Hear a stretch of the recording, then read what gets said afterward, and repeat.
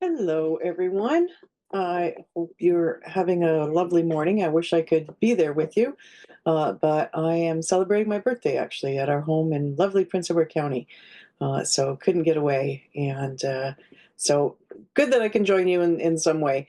I will include my email address at the very end, so that if you have any questions that arise, you can feel free to email me, reach out, and I'll clarify anything because I'll be probably moving fairly quickly today. But I really do appreciate the invitation and the opportunity to share with you some of my thoughts and observations on the contemporary contours of hate and sort of looking at a continuum from hate speech to hate crime to right wing extremism or hate groups, as they're sometimes referred to.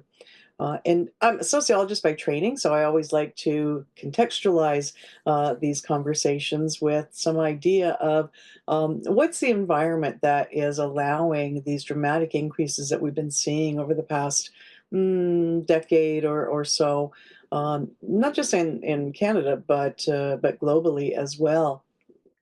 And of course, we have to start with what we call the Trump effect, 1.0, 2.0, and 3.0. And we saw how in the run up to the first election in, gosh, what year was that now? I'm losing track. In 2020. Was that right? 2016. We saw how his narratives really demonized a whole array of communities and gave rise to, both in the US and in Canada, a burgeoning far right movement, but also dramatic increases in all forms of hate crime, hate speech, online, offline, as well. And we saw some of that again in the aftermath of his losing election, the stolen election, as he liked to call it, around the insurrection of January 6th. And again, this time, not so much targeting particular groups, but really highlighting the lack of democratic process, the fact that democracy was broken, that political institutions were broken in that country, and again that bubbled up to the Canadian context.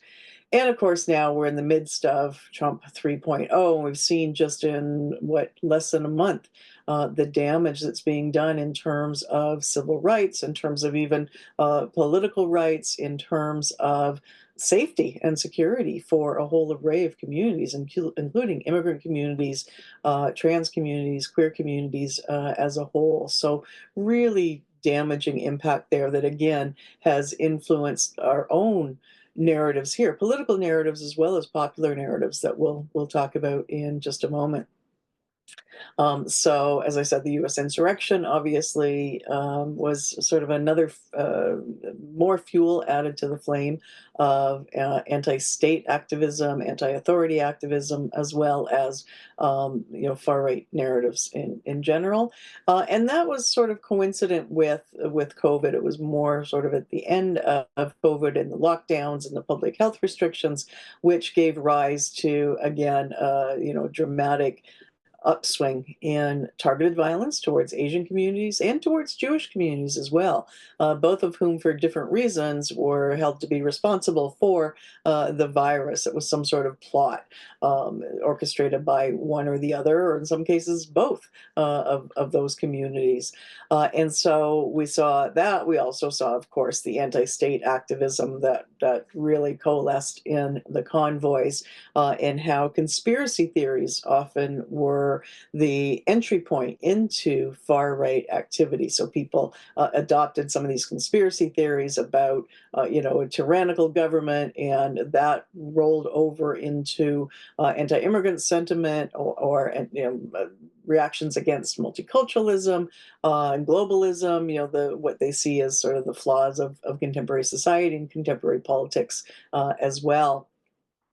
We also saw, again, coincident with COVID in many respects, considerable backlash violence to the assertion of rights by Black communities and Indigenous communities in particular. Again, both in Canada and the U.S. So when both communities were speaking out against, violence at the hands of law enforcement or the hands of the state writ large. Indigenous protesters in Canada also protesting around the loss or threats to Indigenous rights and land and resources.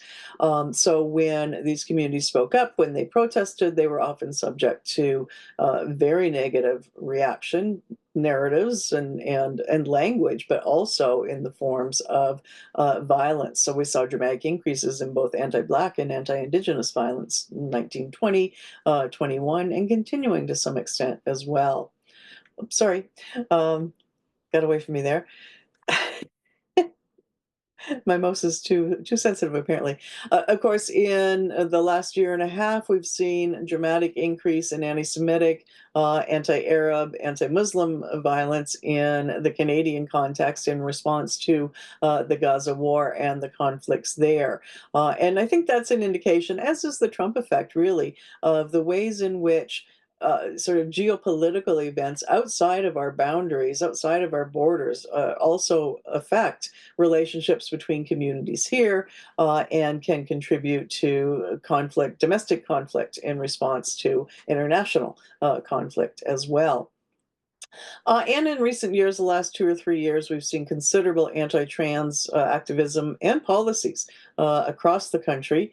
So I think probably most visible have been the protests at public schools, the attempts by anti-trans activists to infiltrate school boards so that they can impose their notion of what is acceptable in a curriculum on school boards. So as I say, we've seen that at the school level, but we've also seen it at the provincial level where trans rights and some queer rights generally have been walked back by a handful of provincial leaders.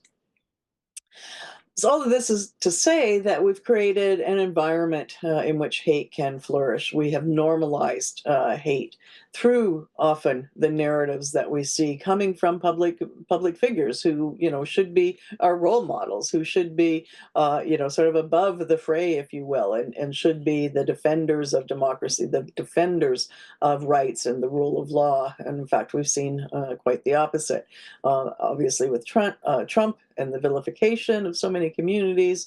Premier Legault of Quebec, this was on the eve of the anniversary, I think it was the third anniversary of the murders of 6 Muslim men in a mosque outside Quebec City, said, I don't think there's Islamophobia in Quebec, so I don't see why there would be a day dedicated to Islamophobia. So this is a trivialization or a dismissal of the harm, not just associated with that particular event, but the daily harms that are experienced often by Muslims in that community. And then we see Derek Sloan, who was ousted from the caucus for this claim, claimed that banning conversion therapy would legalize child abuse. So sort of falling prey to those age-old stereotypes and misinformation and disinformation about queer men in particular. And then Polyev most recently said, and again, coming back to that anti-trans activism, I'm not aware of any other genders than men and women. So, dismissing again the lived reality of people who are non-binary, who are trans. And that has trickled down, those kinds of attitudes and opinions have trickled down into public opinion polling. So we see here some examples. And I think these first three are very interesting because they suggest the extent to which the broader public has recognized that it's become more acceptable. People have become, as it suggests here, freer to express their prejudice and to express negative views of other communities. So, again, that environment of hate has trickled down. And I think these last two are particularly problematic. So suggesting that there are too many visible minorities in Canada immigrating to Canada, and that immigration is a threat to white Canadians. So those are narratives taken right out of the playbook of far right actors. So very disturbing reflection of white supremacy as it's embedded in culture. And I think in general, it's important for us to recognize whether we're talking about hateful speech, whether we're talking about hateful actions, that there are significant harms associated with that. And of course, there's the harm to the initial victim, and we know now from almost 20 years, well, no, actually almost 30 years of scholarship on the harms of hate crime that they are often more injurious. That is, the violence often is more severe when perpetrated against someone because of their identity. And the emotional and psychological effects are often felt much more deeply by people who are attacked because of their identity and for longer periods of time as well. But it's also important to note that hate crimes are what we think of as message crimes. So this is what we're getting at here when we talk about harm to the victims group outside the neighborhood, and even harm to other targeted communities. So hate crimes are not just a message to the individual victim who's being targeted, but to the whole community. You're not welcome here. You're not valued here. Especially when we have things like, a swastika painted on a synagogue, or we have immigrants go home painted on an underpass, that sort of thing. They're very visible to all members of the community, and that's the intent, to draw everyone's attention to that sentiment. So often people who haven't necessarily been victimized themselves experience that same level of anxiety, that same fear, that same panic sometimes as initial, the immediate victims feel. They fear that they might be next, that they might also be targeted, and that goes for the victims community, but also sometimes similar communities. So if there is a particularly heinous act of anti-Muslim violence, or a campaign, a series of uh, acts of violence against a Muslim community, other religious minorities might fear that they're next. So Sikhs or Hindus or even Jews might feel like they might be next. So the effects really are ripple effects in many ways. And then, of course, hate crime and hate speech and hate groups obviously are damaging to societal norms and values. They're polarizing, as we're seeing right now. They're both, I think, cause and effect of the kind of polarization that we're seeing now. We have the narratives that create those divisions, create differences between people, create hatred, and then the acts of hate that might follow them. Further those divisions and tear communities apart even further. So there are multiple levels of harm that I think we need to be aware of. And even when we're talking about online hate, and I think online hate is, where most of us exposed to that because of the amount of time we spend, especially during COVID and even post COVID, where so many of us have remained in that space and live our lives in part in online spaces, especially youth, even more so than adults. And so, for example, one poll found that 80% of Canadian youth report seeing online hate. Might be directed to them, it might be directed to someone else, it might be sort of broader statements, hateful narratives directed towards a whole community, but there is dramatic exposure. And I think because of the number of forms and the number of spaces that hateful narratives take up. So we have direct attacks, that is email messages that are sent to individuals or even to groups that support targeted communities. So it might be, we've seen, I think in recent years, you've probably heard a lot about female politicians, for example, who are subject to just horrific, um, violent online speech and threats because they're seen to be acting outside of their accepted roles. They don't belong in the public sphere. They don't belong in politics. And so many women have unfortunately taken that message and have stepped down from politics or refused to engage in politics in the first place. So very anti-democratic in its impact. But there are also obviously indirect attacks as well. So, not sentiments that are directed towards an individual, but that characterize a whole group on web pages and online forums, on mainstream platforms like Facebook, and especially now Twitter, or X as it's now known, which have fewer and fewer. Twitter, of course, having, or X now having, very few filters, and Facebook even having fewer and fewer filters as well. So that, these narratives of hate that vilify particular communities, the disinformation that holds communities responsible for all the ills of the world, are readily available to all of us, very widely disseminated. Even if we don't want to see them, they'll often cross, some of the messages posts will cross our platforms. And there are dedicated websites, anti-Semitic websites, or anti-gay websites, or anti-woman or anti-feminist websites, whose sole raison d'être is to attack the targeted communities, the enemy communities, if you will. And you see these in the mainstream, but more likely now to see them in fringe platforms that have been created specifically for that purpose. So things like Gab and Telegram, for example, where there is absolutely no content moderation, and that's the intention, is to allow for the free expression of and free speech, as they would describe it, free expression of all sorts of damaging and dangerous narratives as well. Now, granted, some of that is in encoded spaces that, even as a researcher, ethically, I can't go to. But so we know that in the deep web, or in some of these encrypted sites, there's even more problematic language in terms of actually strategizing against communities, strategizing against the government, for example. So very dangerous there. I think the one other thing I'll mention here is sort of this, the music, the video, the gaming spaces, and I mean, the music videos have long played an important role in far right narratives and far right action, both in terms of recruitment, bringing people in, but also then helping to forge a collective identity around that, what is often referred to as white power music. But increasingly, we're seeing the importance of gaming platforms. And it's not so much just the games themselves, although some of them are problematic enough. There's one that's been around since, oh gosh, when I was working in Arizona, so before 2000, called Ethnic Cleansing.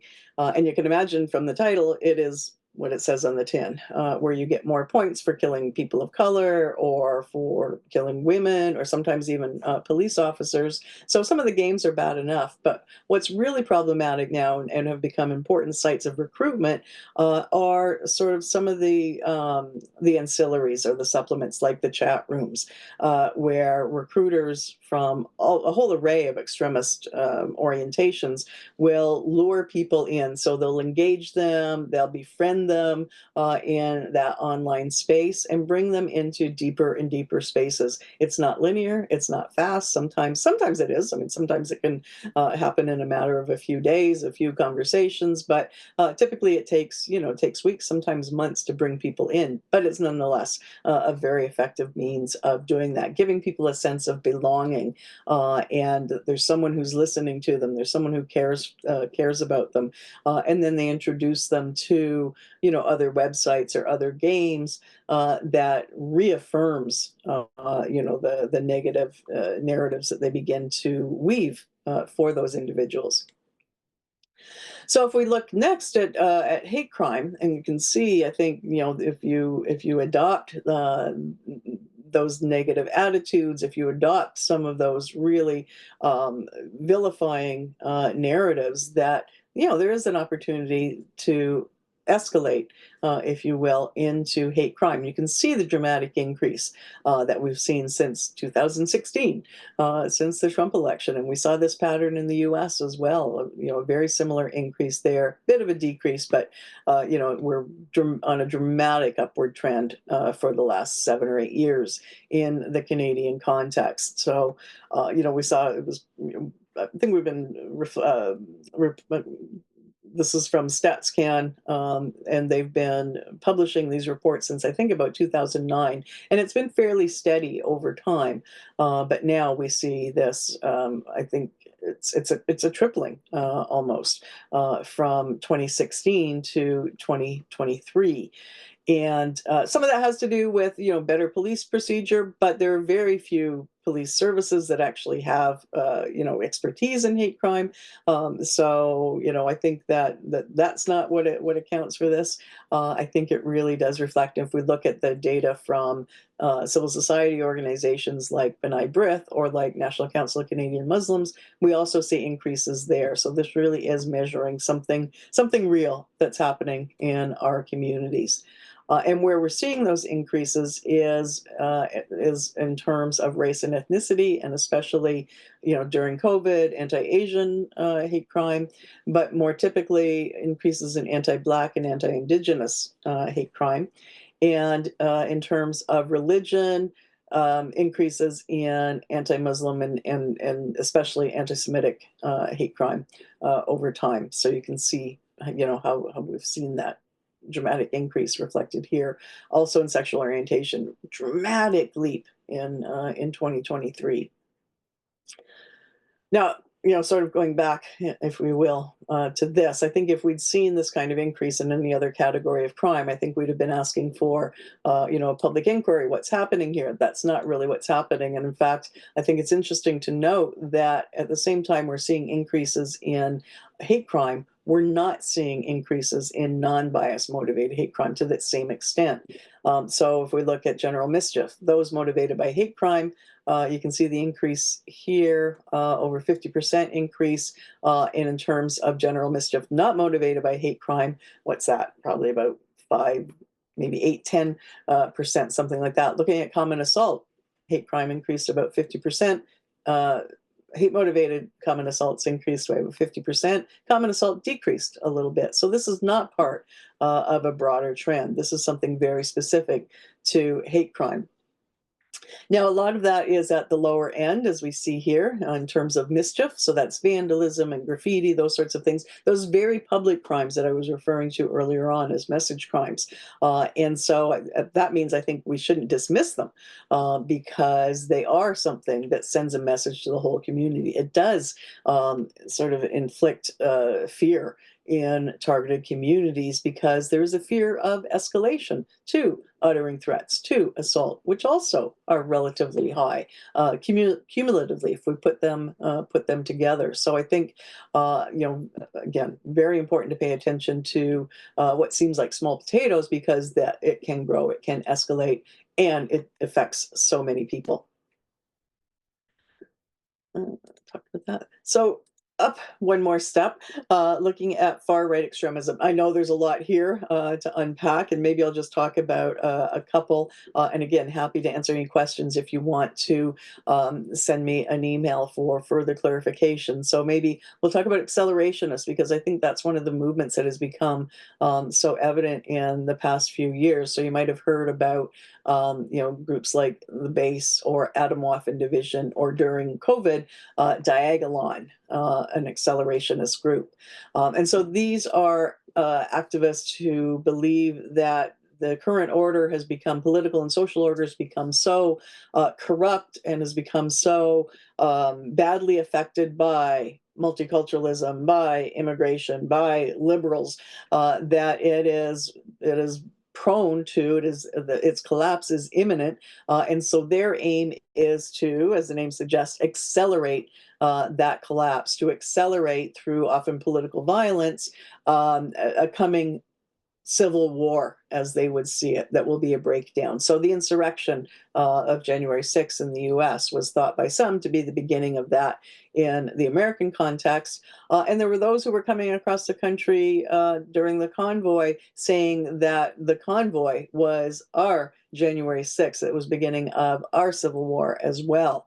And the accelerationists have continue, and they try to provoke violence, provoke political violence, to sow chaos and uncertainty.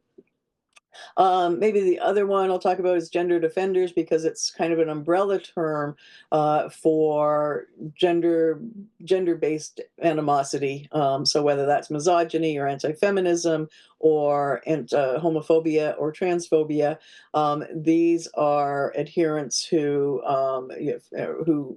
understand again, with the accelerationists, that the current order is broken by virtue of recognizable and preferred gender roles and gender categories as well. So they're very fearful of the impact of, the women's rights movement, for example, on men's rights, as if it's a zero-sum game, rather than expanding rights to all. And so this is where we see the incel movement that you might have heard about so much about, involuntarily celibate. So those who believe that the reason that they can't find a partner, that women reject them, is because of feminism, because women are too powerful and have rejected them. So again, a whole array, and it's become much more diversified, the far right movement. When we did our first study in 2015, published in 2015, I think we were looking at then neo-Nazis, the lone actors, the skinheads, and white supremacists. And now we have a whole array of very distinct elements and ideologies reflected in the movement. And I'll come back to lone actors in just a moment right here. So this is, I think, one of the key reasons to be concerned about the rise of the right in the Canadian context. We now have 28 multiple murders associated with some variant from that graph earlier on, some variant of far right ideologies. So we have 3 RCMP officers who were murdered in Moncton by anti-authority adherent. 6 Muslim men killed in Quebec City by someone who was Islamophobic and a great fan of Trump. And other far-right politicians across the globe. Of course, 2018, that was the Toronto van attack. 10 were killed immediately. The 11th succumbed to their injuries about a year and a half later. So I have included them in here. So this was an incel adherent. 2021, another Islamophobic murder, this time 4 family members run down by a truck. And then 2022, this is maybe something that has flown under the radar, where 4 Indigenous women were killed by someone who was a member of a white supremacist group called Holy Europe. And so there we see the intersection of racism with misogyny as well, hatred of women, killing the 4 Indigenous women, maybe more, might be a serial killer, not quite sure yet. And so here we have 28. There are a couple of other individual murders, but these are, I think, especially significant because of the fact that it was a mass attack.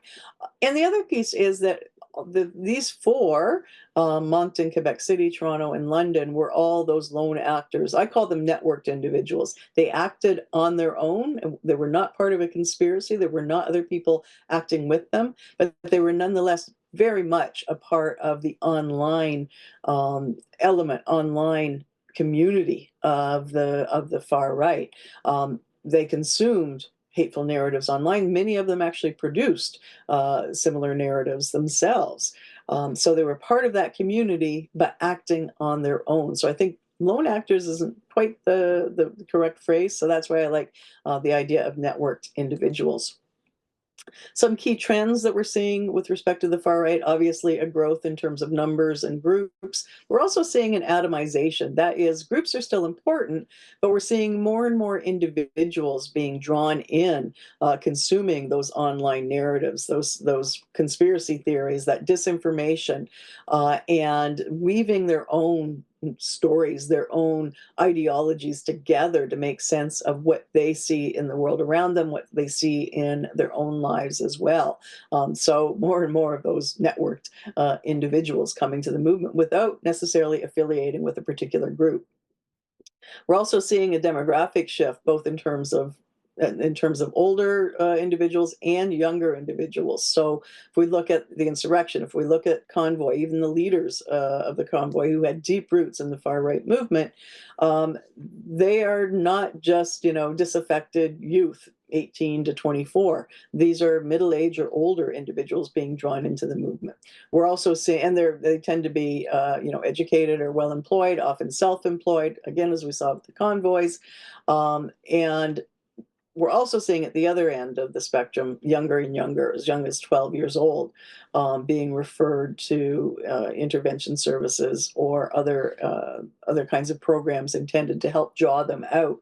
And I think that's in part because of the online engagement, especially through the gaming and other chat rooms. So very worrying trend we're seeing there. And again, the online engagement, so very important for them.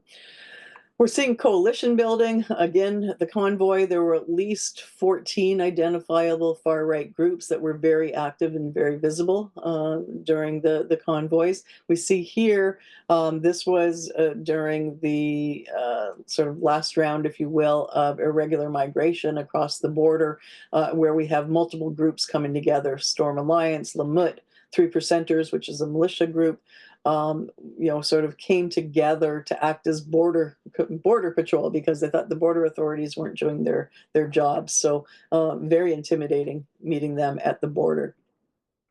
And the last trend I'll note here is that we're seeing an increasing reference to guns rights narratives in the Canadian context, which is something new. It's borrowing American language about the right to bear arms, that sort of thing.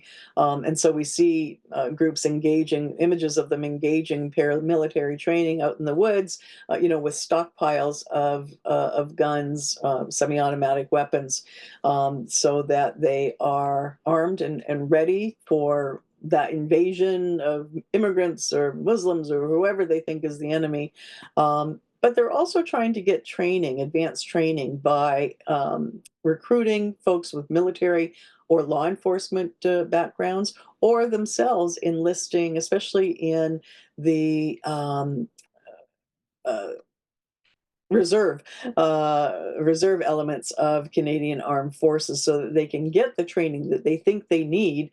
So they think they can get the training they think they need to, to strategize, to engage in tactical training amongst their group members and their peers. So again, I think a dangerous combination of arms, the capacity to use them, and then those xenophobic or anti-other narratives that they carry with them. So I think very dangerous.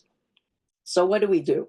I know I'm probably way over time, so I'm going to run through this very quickly, but I think the bottom line here, and you can see for yourself, the bottom line here, two pieces.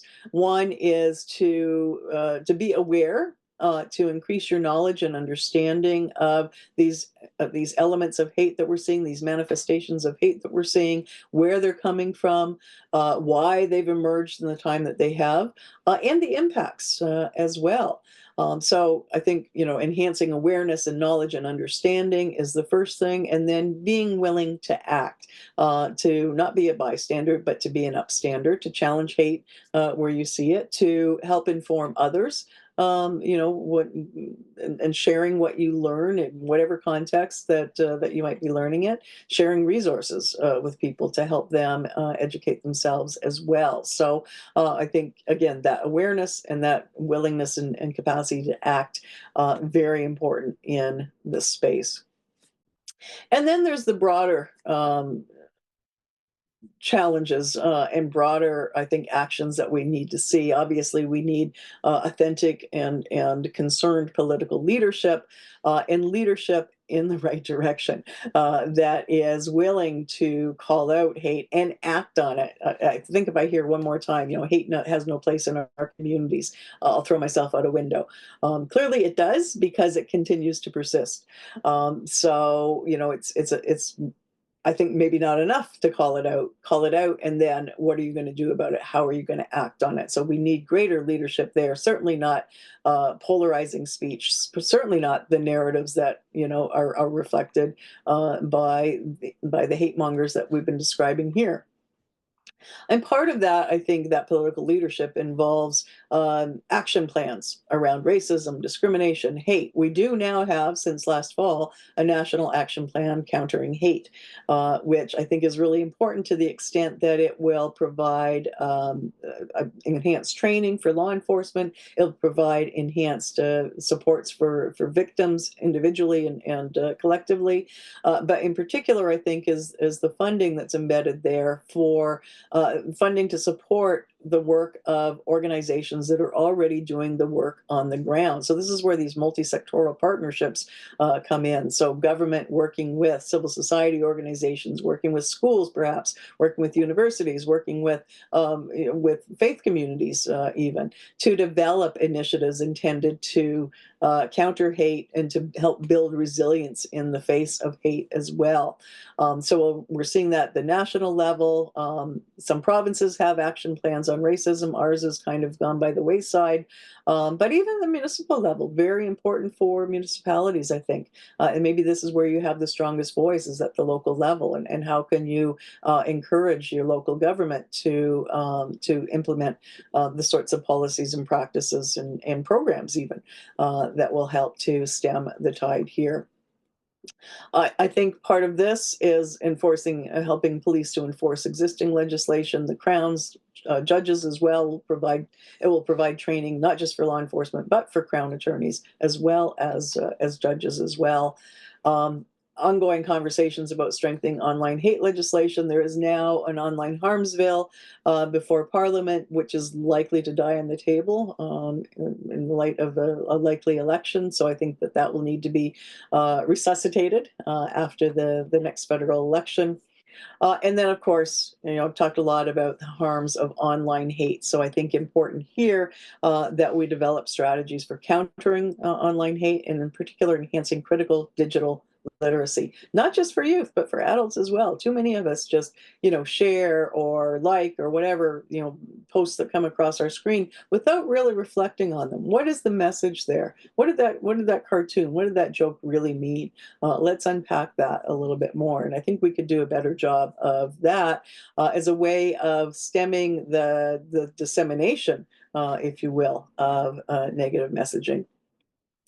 And obviously, the sort of work that I'm doing on a regular basis like this, both the research, but also more importantly, I think the importance of public forums on hate, public conversations on hate and how to counter it. So important for enhancing our collective awareness and understanding of the problem, and consequently our collective capacity to intervene and to challenge hate where we see it, and to develop even the strategies for preventing it from emerging in the first place. So plenty of work to be done in this space, and I continue to do it.